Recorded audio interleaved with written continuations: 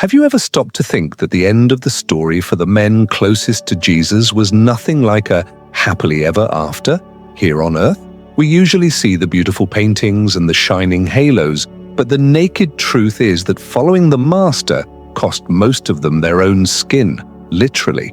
It is shocking to discover that of the 12 hand-picked men, only one escaped a violent death, while the others faced destinies that would make any brave soul tremble. If you think your walk is difficult, wait until you see the blood price paid by those who walked side by side with God Himself. Today we are going to open the ancient files and reveal, without filters, the tragic end of the 12 apostles according to the Bible and history. Prepare your stomach and your heart, because what you are about to discover will change the way you view your own faith. The context of persecution and the reality of the path. We often have the illusion that choosing the right path automatically frees us from difficulties, but the history of these men proves that reality is much harsher. Whoever decides to live for a greater purpose, be it spiritual or a major life project, soon realizes that the resistance is proportional to the importance of the mission.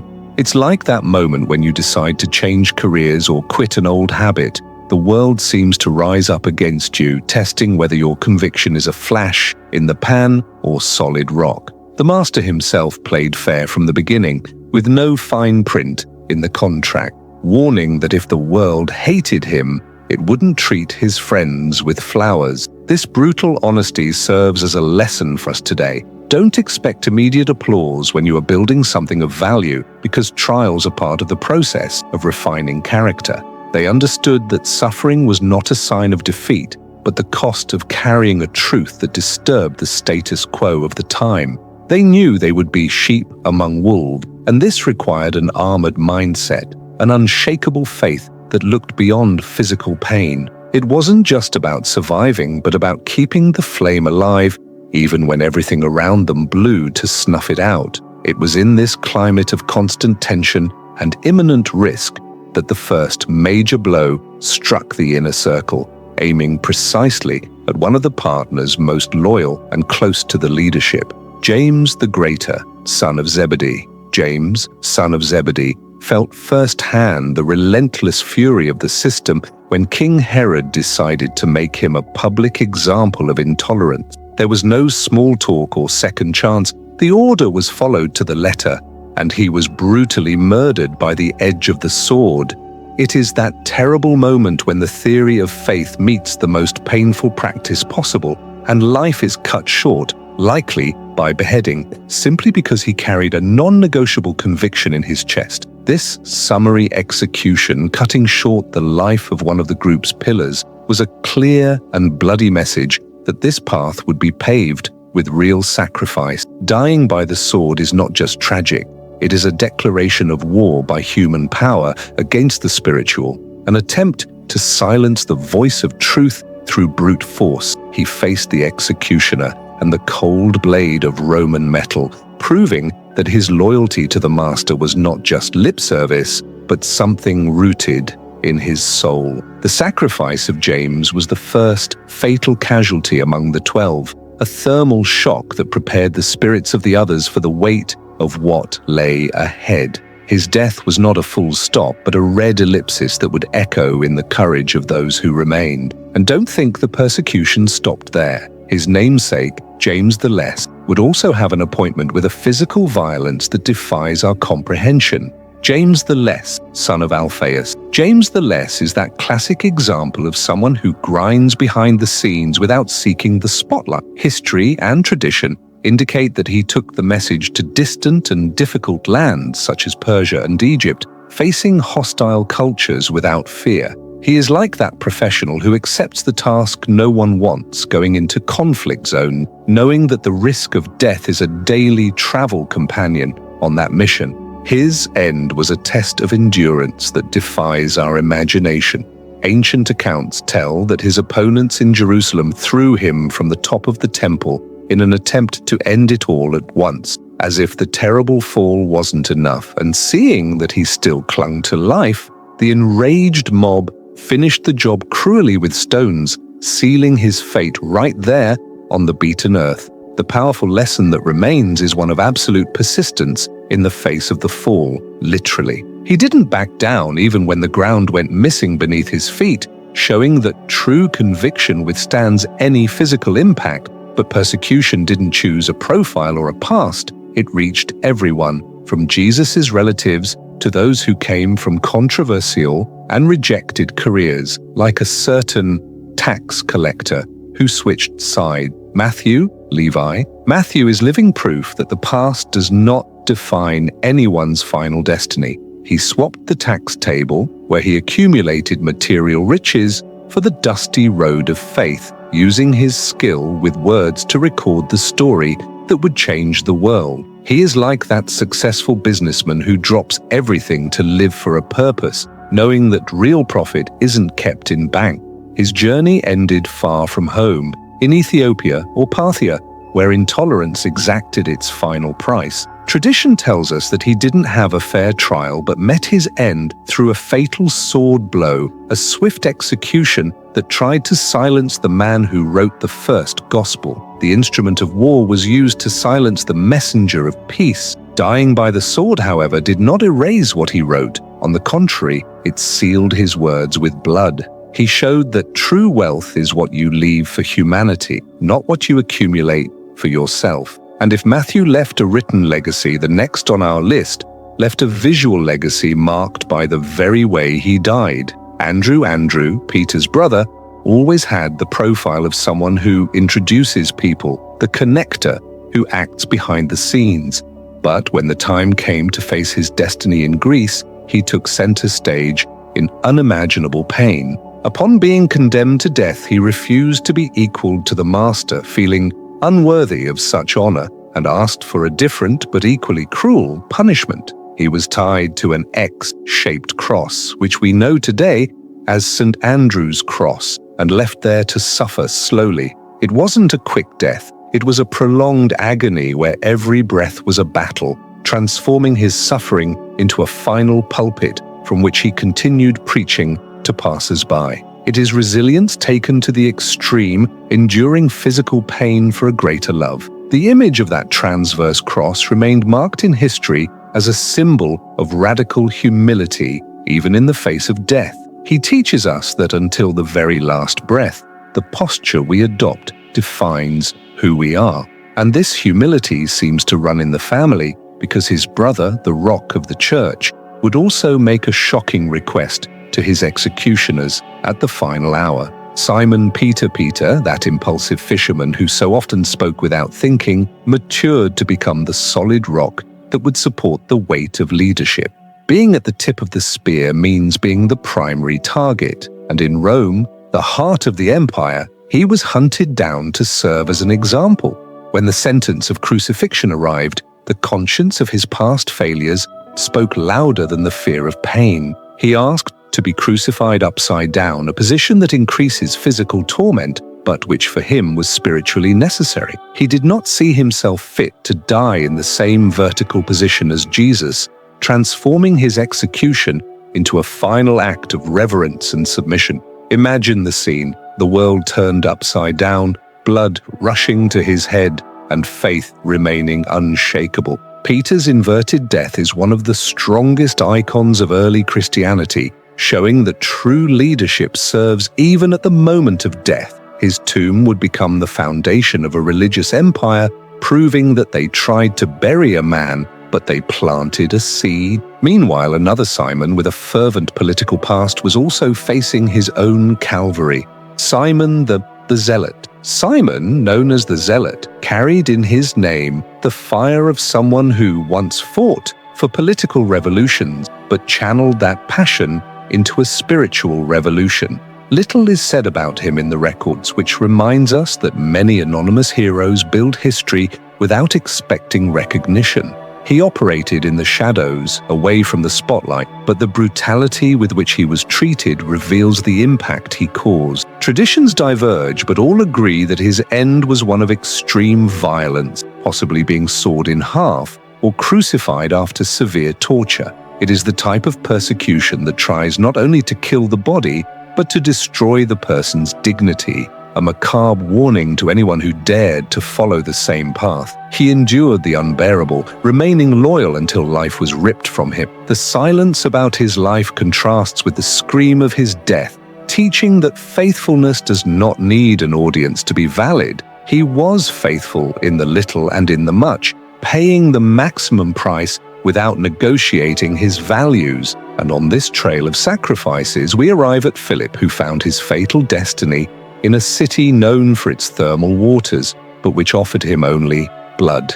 Philip was a tireless missionary in the region of Asia Minor, a practical man who liked to see to believe, but who learned to walk by faith. In Hierapolis, a rich and pagan city, his message bothered the local authorities so much that tolerance ran. It is that moment when truth confronts the prophet or tradition of a city, and the system reacts with lethal force to protect its interest. Accounts indicate that he was arrested and met a tragic end, being hanged or crucified upside down, bound by his ankle. The cruelty of the execution served as a public spectacle, an attempt to humiliate the man who dared to challenge the local gods. He remained suspended between heaven and earth, transforming his body into a banner of resistance that no one could ignore. Even in the face of such horror, it is said that he continued preaching while he had strength, transforming his scaffold into an altar. Philip shows us that the voice of truth is not silenced even when the rope tightens around the neck or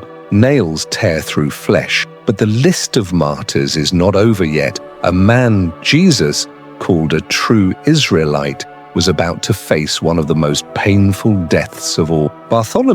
Nathanael. Bartholomew, the one Jesus praised for having no deceit, took his transparency and truth to distant regions like Armenia and India. The response to his frank preaching was one of the most agonizing tortures recorded in the history of martyrs. Tradition says that before being crucified, he was subjected to a terrible ordeal where his skin was removed, a barbaric attempt to expose his raw flesh and make him deny what he believed. This extreme brutality of ripping the husk off the man shows the level of hatred that the message of love awakened in the tyrants of the time. He endured this unspeakable pain without losing his integrity, proving that even physically undone, his spirit remained intact. It is the kind of resistance that makes us question our own limits in the face of small discomfort. Bartholomew's end is a testament that true faith is not superficial. It goes to the marrow, literally. He was not afraid to show who he really was, even if it cost him everything.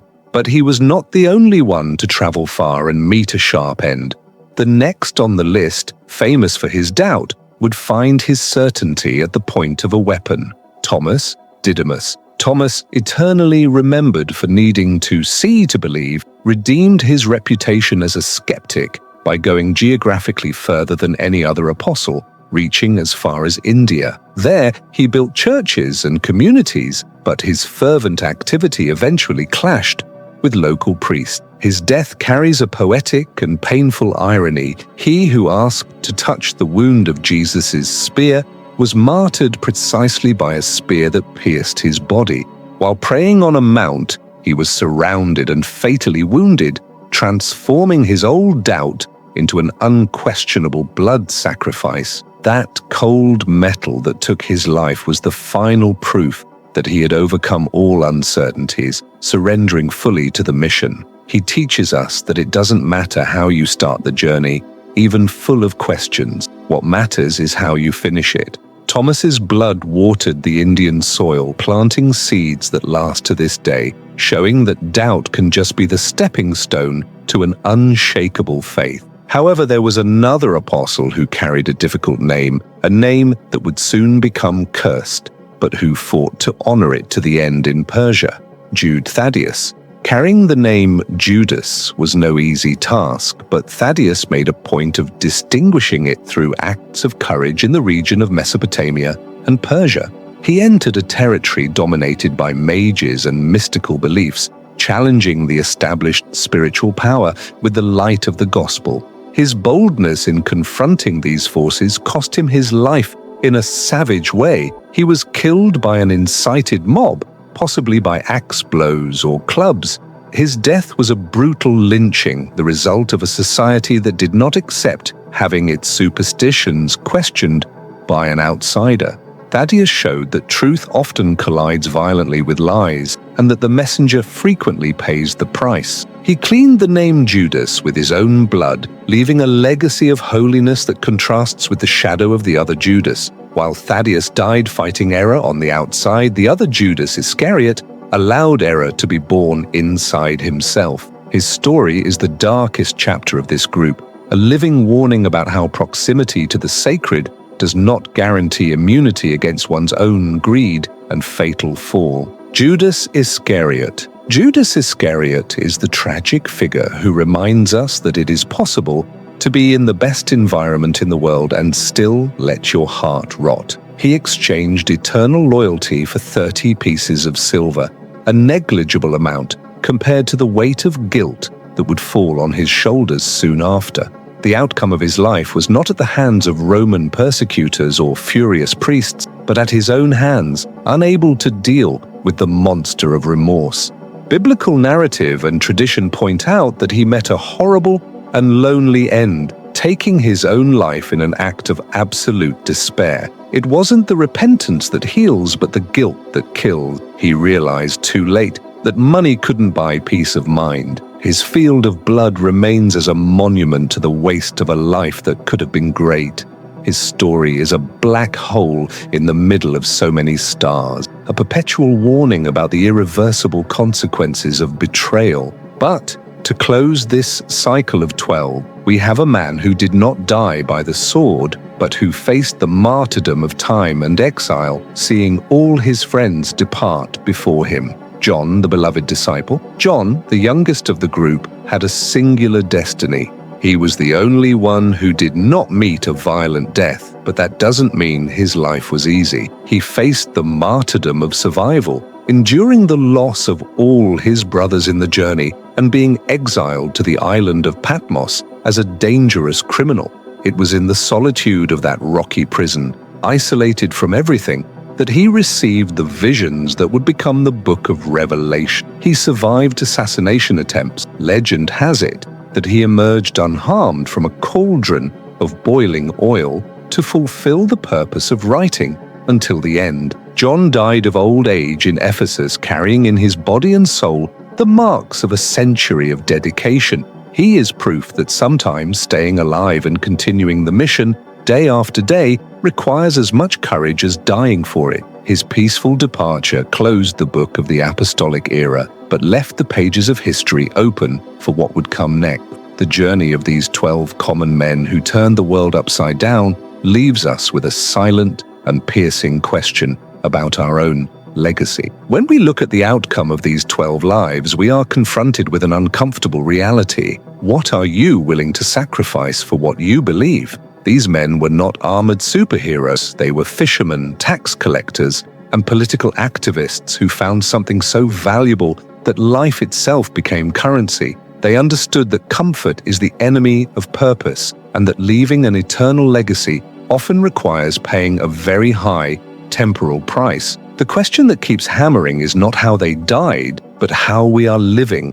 Would our conviction withstand the weight of a cross, the blade of a sword, or the isolation of a desert island? Their story challenges us to leave the comfort zone of Sunday faith and embrace a life of real impact where our actions scream louder than our words. Don't just be a spectator of someone else's history, become the protagonist of your own journey of transformation, because the world still desperately needs people who do not sell out and do not bow down. And if this trip through history stirred something in you and awakened this desire to go deeper, don't stop here. Subscribe to the channel now and turn on notification, because we will continue to unearth truths that most prefer to ignore. Leave in the comment which of these endings impacted you the most.